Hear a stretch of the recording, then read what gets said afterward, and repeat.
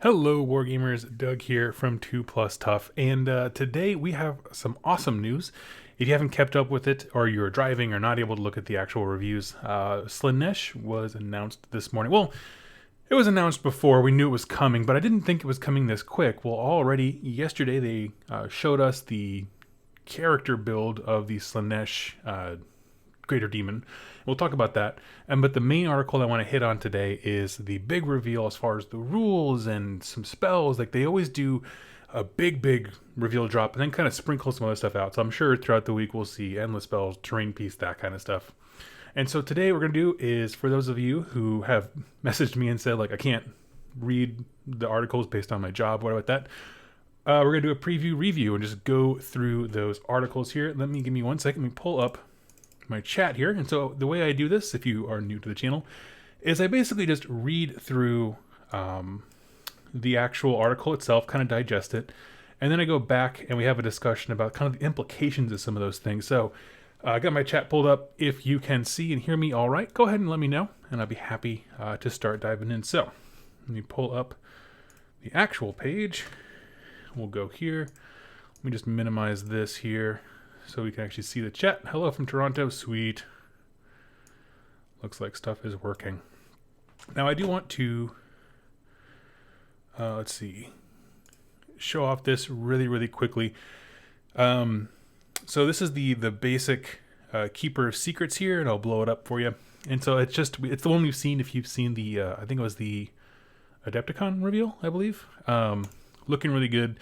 And what the new thing they showed us, they showed us this in more detail, which I believe is their terrain piece. Someone correct me if I'm wrong. Maybe it's another spell. I didn't really pay attention. But this is what I wanted to show off. This is the character build for the Keeper of Secrets. Has a long spear in one hand, a shield in the other. Just looks terrific. I absolutely love it. Let's see. What was the name of the character here? Meet Shalaxi Hellbane, which is the coolest thing ever. I really dig it. So hello everyone who's phoned up the chat. Nice to see you all. This is like the third week in a row where coworkers needed me to swap around my Friday off. So I'm actually have Monday free to talk about this huge release. And of course they're coming out with the Battle Tome, a special edition one, and then cards and all that kind of stuff like that. So anyway, I just wanted to show off that character variant because I do like it. What I like about it, and let me see, I'll open this in the tab, then I'll blow this one up. What I like about the character one, if you look along the sides, like the cape goes straight down, and these little like tendril pieces of fabric that come off the sides, I really like that towards the bottom. And if you look at the base one, its cape is kind of linked to the hands. I like the tendril-y one on the character model more, but I'm sure there'll be some play to kind of customize those things. You can make your own kit bash it all together. So anyway, that's it for this weaker of the two articles. But I wanted to talk really today about the big reveal, and that is, we're just going to jump into it. So give me 1 second to adjust my mic here so I'm not like wheezing into it. As if the incredible new models were enough, Slaanesh is getting a new battle tome, one that gives the army more depth and diversity than ever before. With this book, you'll have a force that hits hard and fast, with an incredible arsenal of spells and powerful summoning mechanic that allows you to shatter your foes with relentless hordes of demons. Whether you're a Godseeker, Pretender, or Invader, this battle tome makes your army truly terrifying force on the battlefield. So I dig it. If you're not familiar with how depravity points, basically they kind of go over that. So basically the way it works is, with a Slaanesh hero, which is all of any hero, so it could be a mortal one, like a Slaves to Darkness one that you give the Slaanesh keyword, anything that's Slaanesh hero, if they inflict a wound on something without killing it, or receive a wound without being killed, you get what's called a depravity point. That is your summoning mechanic. Keep in mind, for those of you who haven't played Slaanesh, because a lot of folks keep their Slaanesh stuff in the closet until they were getting a battle tome, if you take your Keeper of Secrets into a unit of Liberators, which have 2 wounds each, and you have an attack that just kills one outright, because they have 2 wounds, technically the way the game works is they have taken a wound, and then they take a second wound to kill them. So you gain 1 depravity point for each Stormcast that you kill. And so you can, if you have a super choppy, killy hero, you can rack up depravity points really quickly against multi-wound targets. Or if you just throw your multi-wound hero into a horde and let them get killed, you will also rack them up very quickly. So that really didn't change. They're just kind of pointing out the usefulness of going into multi-wound stuff. They point out that the Herald on Exalted Chariot, because it has a lot of wounds, it can get you a lot of summoning, will be extremely useful. I've heard mixed things about the balancing factor of the way that they are written right now. Right now, the summoning stuff is exclusive to the General's Handbook, and there's been some talk. I know Jack from Moving Ones has his opinions about how he feels as though like the cost in depravity points for summoning stuff is too cheap, meaning it's too good. That the mechanic of killing and then being hurt without being killed is really, really solid. It's a cool idea, but that the costs just need to be balanced a bit more to make it so it's not overwhelming, which is an interesting take. And I've heard that numerous times, regardless. So that's the mechanic for summoning. And then they start going into the new stuff. And so they have Locus of Diversion, which is a nifty new tool for Slaanesh armies, is the Locus of Diversion. All Hedonite heroes can attempt to divert enemy units in combat, forcing them to fight at the end of the phase, by which time they've probably been torn to bits. This allows you to pick apart your army's foes at your leisure, without having to worry about the usual push and pull of selecting units to fight. That's huge. So we're going to talk about this ability. I'm going to blow it up here. Oh, that doesn't really blow it up at all. Let's see if I can zoom in. That's better. Yeah. At the end of the charge phase, so this is important to remember, you're going to want remember me sheet. At the end of the charge phase, specifically, each friendly Hedonite hero that is within 6 inches of an enemy unit can create a Locus of Diversion. If they do so, pick one enemy unit that is within 6 inches of the Hedonite hero and roll a dice, adding 2 if that Hedonite hero is a greater demon. On a 4+, that enemy unit fights at the end of the following combat phase, after the players have picked any other units to fight in the combat phase. You cannot pick the same unit as the target for this ability more than once during the same charge phase, whether you are successful or not. Even if you roll a 1 and it doesn't go off, you can't pick him again.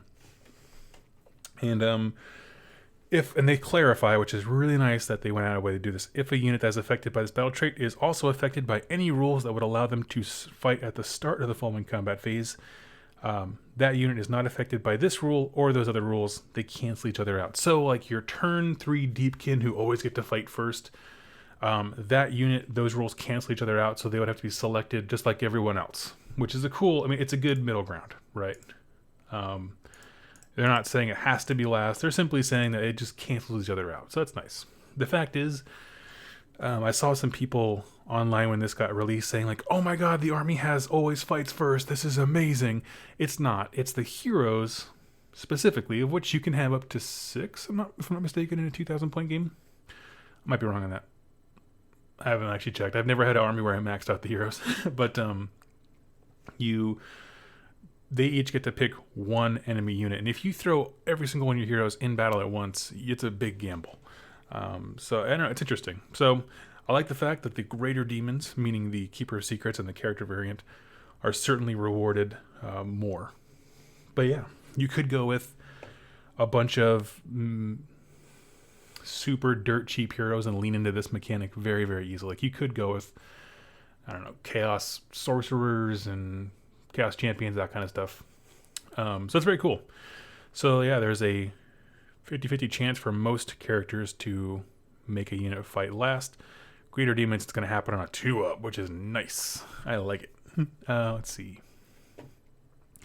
Going down to the next ability, Euphoric Killers. Units in Slaanesh armies now possess the Euphoric Killers Allegiance ability, which, with a few lucky rolls, can considerably boost their offensive capability. Euphoric Killers is particularly deadly when using hordes, such as Demonettes, granting you 3 hits for every unmodified roll of a 6. Let's look at this.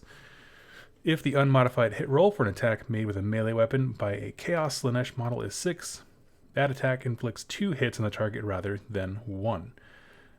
Make a wound and a save roll for each. If the attacking model's unit has 20 or more models, the attack inflicts 3 hits on a modified roll of a 6 instead. That is super cool. I like that they are taking these things from the War Scrolls and making them allegiance abilities. Let me move some stuff here. It's kind of in my way. Cramping my style. But Yeah, I do like that. It's definitely going to reward you for your horde units, but just, I mean, this is not a bad rule on literally anything. Literally anything. And so your Seekers with all their attacks they get from the mounts and stuff like that, everything. Love it. Then they go into the host. So if you haven't seen the GHB, I guess, rendition of their allegiance abilities, when you're picking your army, you build your army and then you say, I'm one of 3 hosts. And those are the Invaders, the God Seekers, which I feel like that name was changed from something, and the Pretenders. And the idea being that with Slaanesh missing, his followers have responded in different ways. Some seek to usurp his power and assert their dominance. Others are fanatically seeking him because they're very devout, and other ones just don't care. And they're kind of ambivalent. So the way that they conduct themselves has a real rules impact. So it's really, I think, one of the coolest things. It's sort of like a storm host, from what I understand. Your chapter tactics equivalent, but we'll go into it. On their own, these will be pretty awesome allegiance abilities, but it gets even better. When building your Slaanesh army, you'll be able to customize them further by picking a host to which they are dedicated. Each has an additional allegiance ability, a new way to generate depravity points, and its own selection of command traits and artifacts. Now, I'm not sure if it's like a storm host where you're locked into one, or if they each have their own tables, which would be very, very cool. Maybe it'll say in the article here. So the Invaders. Invaders are followers of Slaanesh who are basically unfazed by the disappearance of the Dark Prince. Instead of seeking or usurping their missing god, they only wish to satisfy their basest desires, competing with their fellow warlords to spread chaos, despair, and carnage across the mortal realms. I like them already. In-game, an Invaders army effectively has 3 generals. This allows you to benefit from an increased range on a number of command abilities. Additionally, should one of the generals die, you'll get a command point in the process.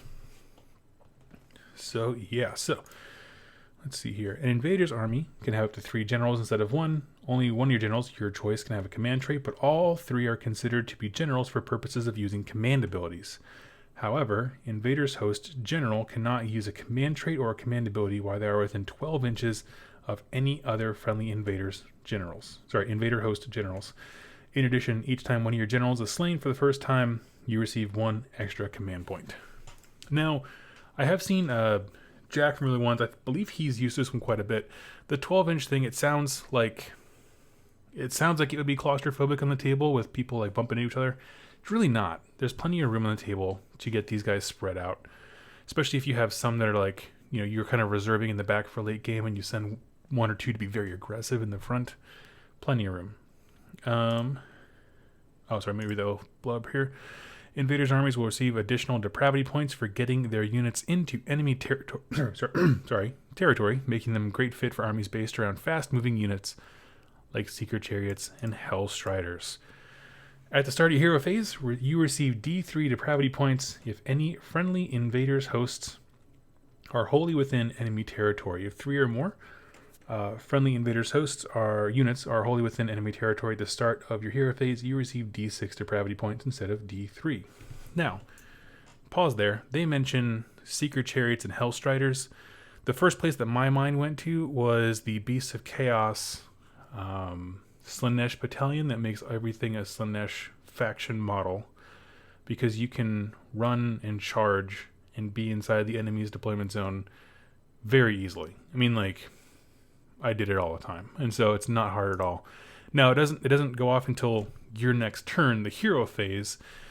If you go second in the first round and then you manage to snipe the double turn, you're devastating. I mean, you can summon so much stuff. Even if you don't, right? I mean, you can have just 3 units of minimum size Ungor who can run and charge, and they'll be in the opponent's table edge or table side. I think that one is devastating with the Beasts of Chaos. Their speed and aggression, amazing. I love it. We'll talk about more of them in a little bit here. So, Invaders also have access to some fantastic artifacts, such as the Whip of Subversion, which drive enemy heroes to attack their allies. Let's see here. At the end of the combat phase, you can pick 1 enemy hero within 6 inches of the bear, pick 1 melee weapon that hero is armed with, and then pick one of them blah, blah, blah. Sorry, and then pick one other enemy unit within 1 inch of that hero. The other unit suffers a number of mortal wounds equal to the attack's characteristic of the melee weapon you picked. I like that. So yeah, you just pick an enemy, pick a weapon, they smack somebody nearby with it, which is really good if you're doing like the Glotkin's Gurk's flailing tentacle thing. Let's see. Not that people take the Glotkin a lot, but that's just the first thing my mind goes to. And then the next kind of army you can build, what are they called? What are they called? The Host. Oh, sorry. The next host is the God Seekers, are followers of Slaanesh who endlessly and obsessively hunt for their missing god, committing acts of outrageous violence along the way. For many years, this search seemed fruitless, but in recent times, many of the God Seekers have found their way into the realm of Shadow. Pause. I'm really hoping that we do see quite a bit of lore about the realm of Shadow here, specifically from the viewpoint of the God Seekers. The speed of these warriors is represented on the tabletop by an allegiance ability that gives them a small but welcome bonus to their charge rolls. Now, pause here. I want to... Where's it at?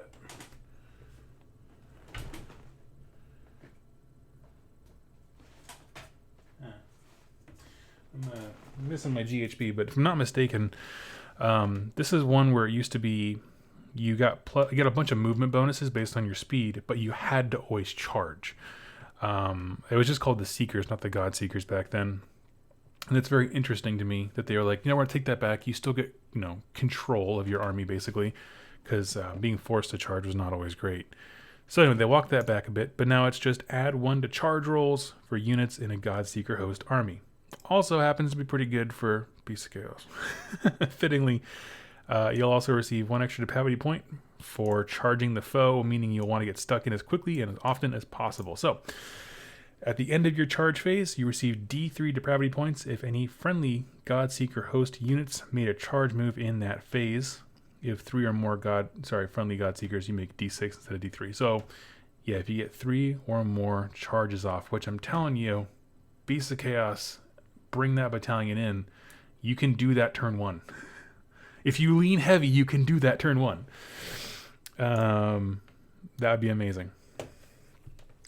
So yeah, see, God Seekers Artifact and command traits offer speed and flexibility to the hero using them.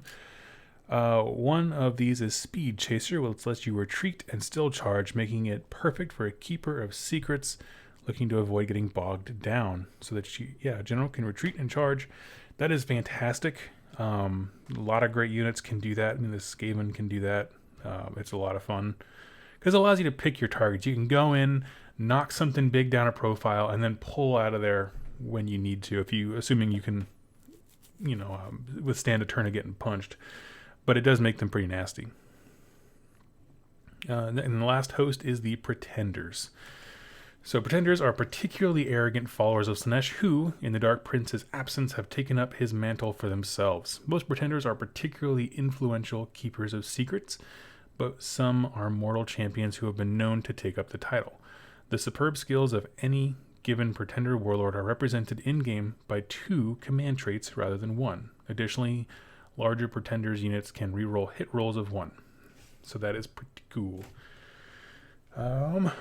Look at this here. This is the heir to the throne. If the general of a Pretender's host army is a hero, that's interesting. If a general of a Pretender's host army is a hero, I thought they always had to be heroes. Maybe I'm wrong. I thought in 2nd edition they always had to be heroes. Anyway, they have 2 different command traits instead of only 1 command trait. If you randomly generate their traits, you have to reroll. You can't double up on the same one. In addition, you can reroll hit rolls of 1 for attacks made with melee and missile weapons by friendly Pretender's host units while they have 10 or more models. What missile weapons does a Slaanesh army have? To my knowledge, not very many. Maybe the Keeper of Secrets can throw the spear. I mean, you would have Marauder Horsemen with shooting javelins, but that's not great. Does anyone know, if you're a Slaanesh player, what kind of missile weapons do you typically have? I'm very curious. But that's cool.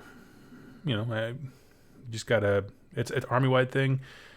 Bonus for having 10 or more models in your unit, so all of a sudden you have a horde of demonettes running in. If they roll 6s, they explode into 3 hits, assuming there's like 30 models in their unit. And then they can reroll 1s to hit. That's awesome. Super good. And these guys get extra depravity points for getting stuck in with their general. And let's see here. At the start of hero phase, you receive D3 depravity points if your general is within 3 inches of an enemy unit. If your general is within 3 inches of 3 or more enemy units at the start of the hero phase, you receive D6 depravity points. Now, I'm not a huge fan of this one simply because it's very centered around one unit. And if Shootcast has taught us anything, it's that you can remove one unit from the game. And so, but I think that is a fair trade-off for the heir to the throne bonus of your entire army wide. If you have 10 or more models, you get the bonus to rerolling 1s to hit in melee and shooting. So thought that was interesting. And there is this last rule, combined superbly with the strongest alone Pretender's command trait, which rewards you with rerolls to hit while your general is far away from your friendly troops. Let's see. You can reroll hit rolls for attacks made by this general while there are no other friendly models within 6 inches. So this is very much a character-focused thing. Like maybe you just built your one Keeper of Secrets or the character variant, and you're like, I want this guy to be amazing. Of course, it wouldn't work with this command trait because he's a named character. But if you just went with a basic Keeper of Secrets, he'd be a wrecking ball. He could definitely take a flank by himself. So that'd be kind of cool. We have to wait to see the profile of the new Keeper of Secrets, because like they redid the Lord of Change War Scroll when he got a new model. I'm sure they're going to change the Keeper of Secrets for sure. So, and they give us this cool piece of art to look at. Got some nice demon nets here with an icon. Sings strongest alone. I dig it. Regardless of which of the hosts you choose, your Slaanesh wizards will have 3 spell lures to choose from, each offering new ways to beguile your foes or obliterate them. Demon wizards, for example, will be able to shred hordes with hysterical frenzy. So, pause. I'm just going to like lay the groundwork. I think there are 3 tables that they have are greater demon spells, and mortal Slaanesh. Like I think those are going to be the 3 categories. So the first one they preview is demon. So this is a demon wizard one. Hysterical Frenzy has a casting value of 7. If successfully cast, pick 1 enemy unit wholly within 18 inches of the caster that is visible to them. Roll 1 dice for each model in that unit. For each 6, it suffers D3 mortal wounds. That is nice. It's not quite necessarily like Winds of Chaos amazing, but it's pretty darn good. Not that I think Winds of Chaos is going to withstand getting an update. I think that one's going to go away. But I like it. It's it's a gamble, but I've had better rolls than that with my War Planning Cannon. Mortal Wizards, on the other hand, have access to a suite of cunning sorceries, like Battle Rapture, a fantastic option for shielding a large unit of Chaos Knights or Hellstriders from battle shock tests. So, Battle Rapture has a casting value of 5. If successfully cast, pick 1 friendly mortal Slaanesh unit wholly within 18 inches of the caster that is visible to them. Do not take battle shock tests for that unit till your next hero phase. If the casting roll is a 10+, you can pick up to 3 mortal Slaanesh units that are wholly within 18 inches of the caster. Now, the fact I'm curious if it doesn't say unmodified roll of 10+, so things like arcane terrain or what is it? Just anything that buffs magic. If there's like an artifact or like that, would also help with that. So that's kind of cool. And then Greater Demon Wizards, that's Shalaxi Hellbane and the Keeper of Secrets, have some that sounds like an awesome band name, Shalaxi Hellbane and the Keeper of Secrets. Have some of the very best options in the book. Song of Secrets allows you to squeeze loaded depravity points at your enemies, while Slothful Stupor can completely shut down enemy heroes. Let's take a look at this. Song of Secrets. Casting value of 7. If cast, pick 1 enemy unit wholly within 18. So this is an interesting one because usually if it's an enemy unit, it's just within 18, but this one says wholly, okay? Invisible to them. And roll 1 dice for each model in that unit. For each 6, you receive 1 depravity point. So that's huge. It doesn't do anything to the enemy. It simply gives you depravity points. I dig that. I like that one. Slothful Stupor. Casting value of 8. pick one enemy hero. Hi. Thank you so much. I got coffee service. Slothful Super has a casting value of 8. If a cast, pick one enemy hero within 12 inches of the caster. It is visible to them until your next hero phase. That hero cannot use command abilities, cannot run, or attempt to charge. I'm trying to think, what are the best command abilities in the game? I mean, like, there's Archeon who shuts down other people from using their command abilities. There's a whole bunch of stuff. That's awesome. I like that one. Casting value of 8, which is a little bit high. I assume that the Keeper of Secrets will probably have a bonus. Not Lord of Change level bonus, but probably pretty good. You have to grab yourself a copy of Battletome Hedonites of Slaanesh to unlock all of its secrets, which, of course, we'll be chatting about those. But that is it for the article. It just goes over the allegiance abilities, the host, and the spells. So what I'm going to do is open this up to questions and ideas. If you have a question you want to ask me about something, or want me to expand upon something maybe in the article, type question in all caps and then ask it, and I'm happy to get to it. In the meantime, I'm going to go kind of just back over it with my initial thoughts. One thing that I see is if you like this army at all, the Start Collecting box is rad. I actually had a link to it down here.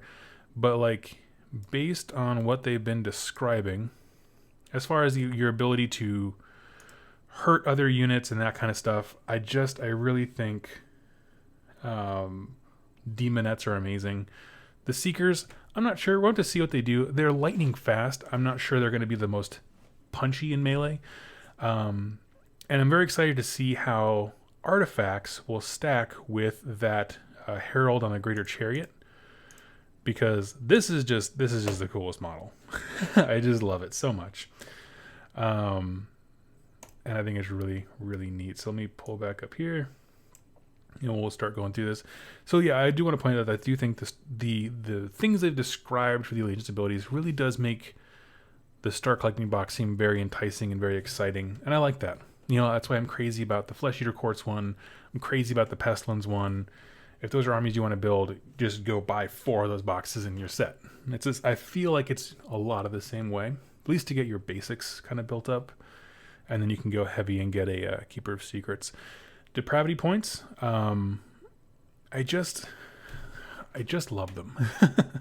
When I think about, like I was talking about not allying in because it'd be in faction, but the Beasts of Chaos Slaanesh Battalion, you can take Bulgors, which are multi-wound models, so you'll be getting a lot of depravity points for them. You can play very aggressively and get up there in your enemy's deployment zone with bonuses to charge, all that kind of stuff. Turn 1 with Bestigors and even just Ungors. It's legit. Let's see. Got a question here from Adrian. What Slaanesh demon wizards are there? There's Heralds, of which I think there's going to be more than one. I believe the Mask will be one as well. They didn't show a lot of pictures. My assumption is the Heralds will all be wizards, as well as the greater demons. Imaginus, where's my Sigvald? Come on. No mortals at all. Not even a champion. Well, they didn't mention him, but he's still a chaos champion of Slaanesh. So I don't know if they're going to roll him into a Slaves of Darkness release or what. So yeah. Let's see. Fiends and Keeper of Secrets with 6s count as 2 hits. Those stingers will hurt. Yeah. I think it's interesting. The Locus of Diversion. So here's the thing. I think this is going to be one of those armies that your average player is going to have kind of like a 50-50 win-loss ratio with, but the people who are extremely good at this game and learn how to use the Locus of Diversion, right? How to pick the right targets to shut down and get really, really good at like balancing like hordes of guys with their Euphoric Killers, which is the 6s explode, and lightning fast things that tie stuff up like a minimum size squad of Seekers. I think those players who excel at figuring out how do I take apart my opponent's plan with these things, they're going to be amazing, because this army is so aggressive. Like I remember with the Beast of Chaos, they didn't have nearly as much manipulation of your opponent's army. They were just fast and just very aggressive.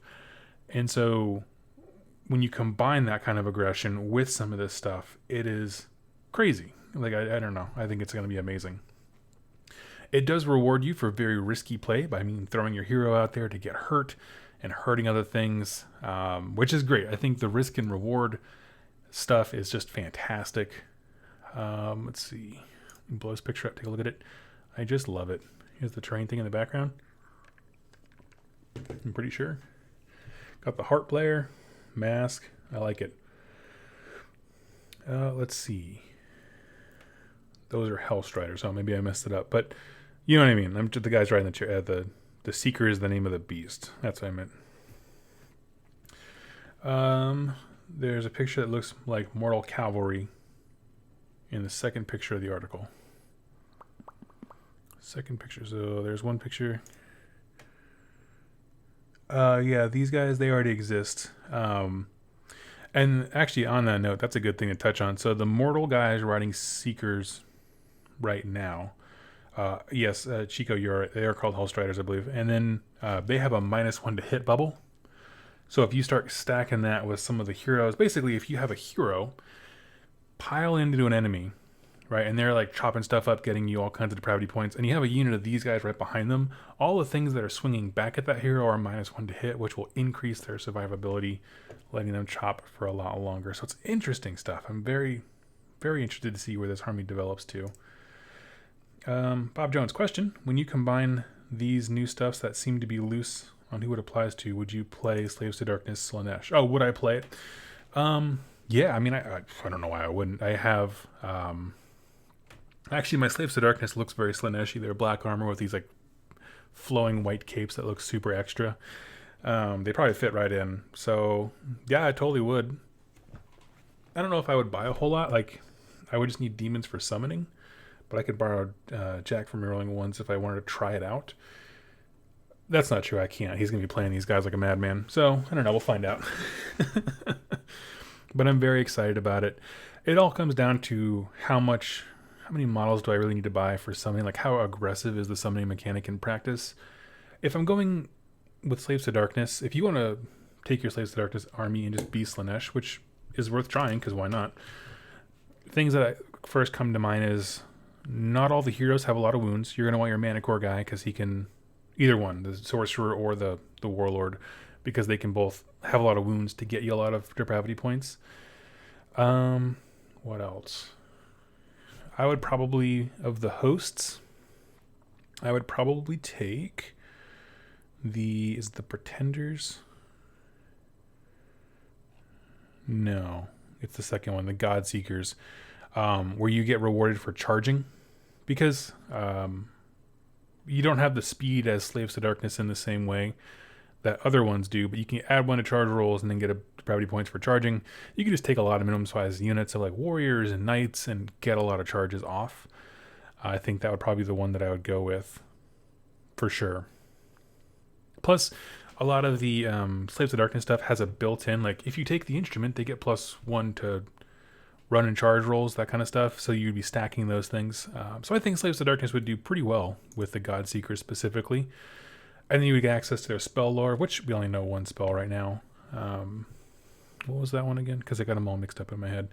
Battle Rapture. So yeah, it's a Mortal Slaanesh units Battle Shock immunity, which is really, really good. Because if you do that to like Marauders are annoying as all get out if they're not running away. Like, they're just a big blob of guys who just don't move.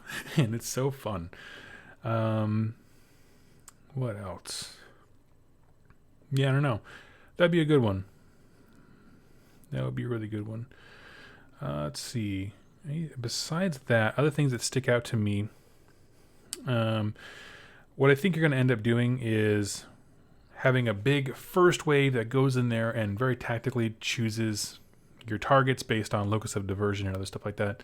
And then as you're summoning, you're probably going to want to summon stuff behind you to cap objectives and that kind of stuff. It's easy to say like, oh, bring down guys and keep on charging, right? ABC, always be charging, but that's not necessarily always the best idea. Sometimes you just need... If you can jam some nerd into a locker so hard that they can't come back to your side of the table to get the objectives, you still win. So, I like it. Let's see. As far as Slaves of Darkness, I would go with the God Seekers. For if I was doing my Beasts of Chaos, well, I don't have any more, but if a Beasts of Chaos player was trying to bring that battalion in, I definitely think the what's this one called?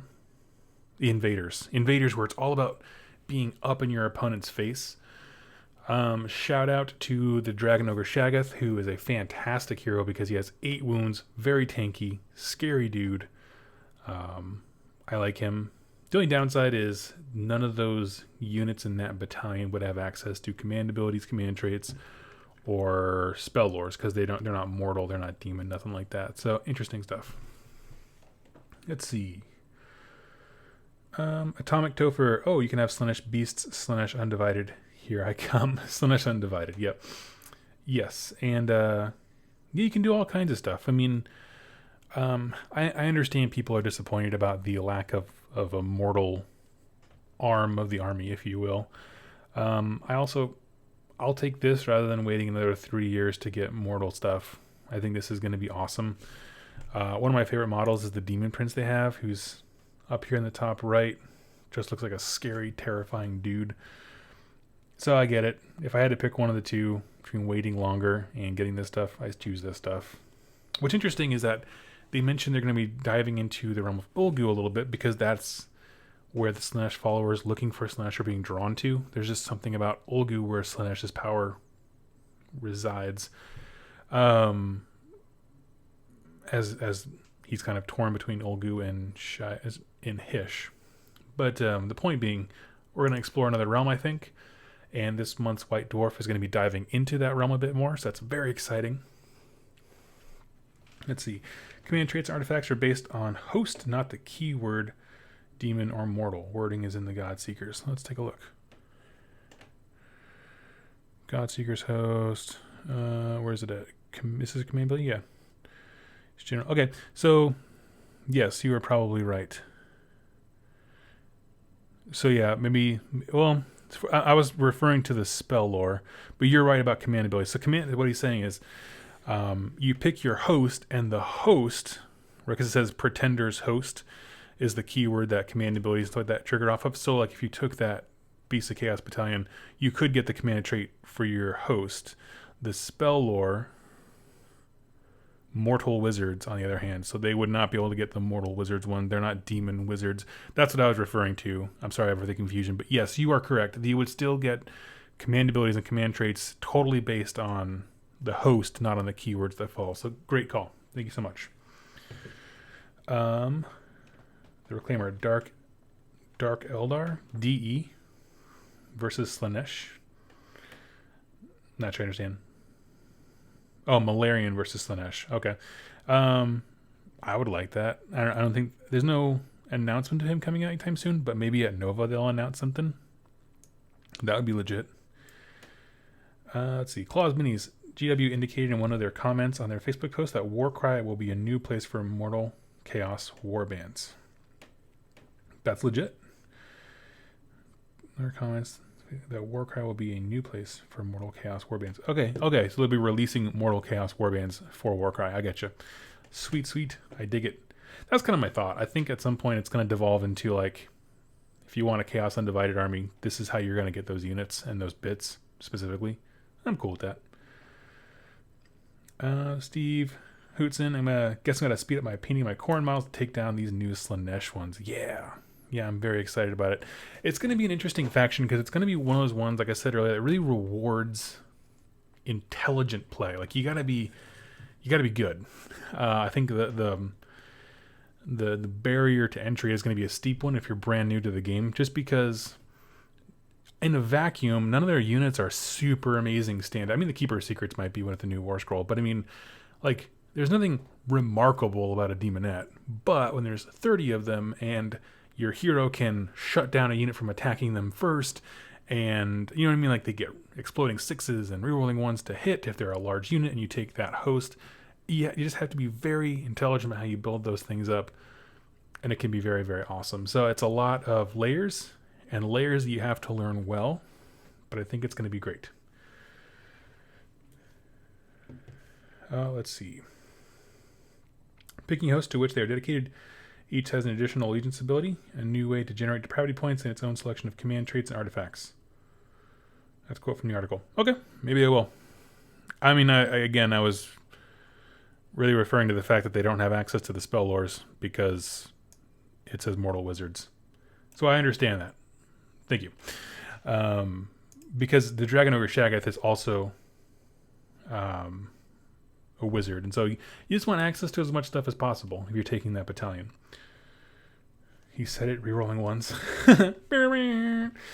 So, yeah. Playing them is not interesting to me, but really want the tome to read the lore.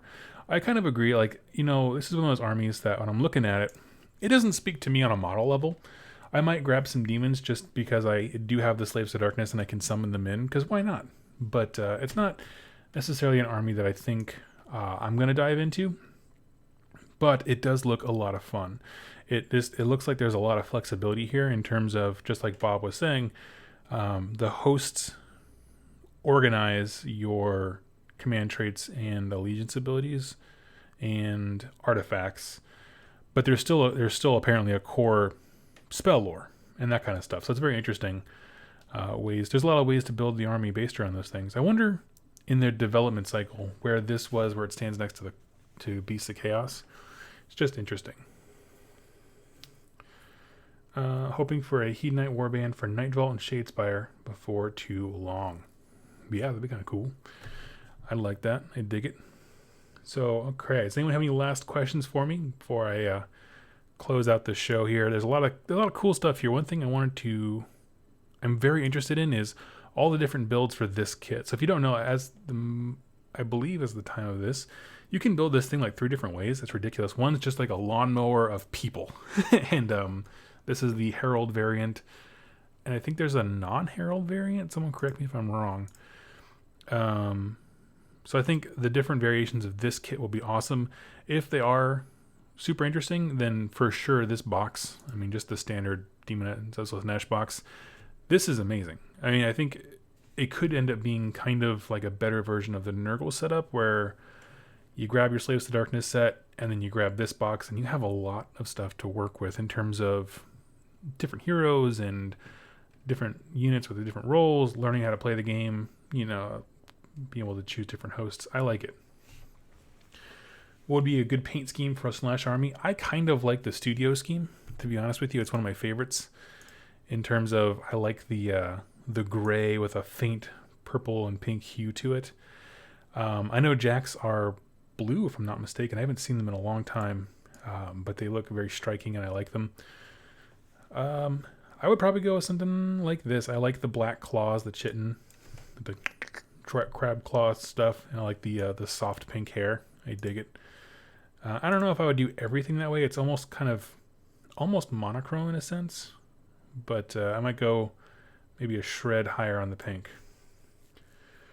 Colonel Jackus, there's a Herald on Exalted Chariot, Herald on Normal Chariot, a non-Herald version for both, and the Hellflayer. That's 5 freaking War Scrolls in there. That's awesome. Okay. That's cool. I remember I built this kit once, and I got through the Herald Chariot thing, and it took so long to put all of these, where are they at? All of these little blades are an individual bit, and it's miserable. But it felt cool when it was all over with. But no, I never got around to painting it. So I did own Slaanesh stuff at one point.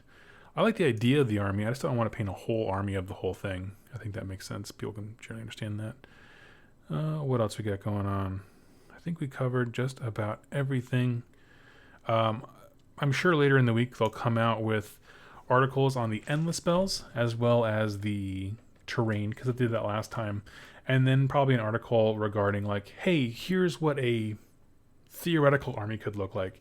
They've been pretty consistent when they do army previews. That's kind of the formula. A big reveal, endless spells and terrain, how to build the army preview, like, here's a list that one of our interns made, kind of thing, and then release it. So I'm very excited about this. Excited to get my hands on the book. People have been asking me.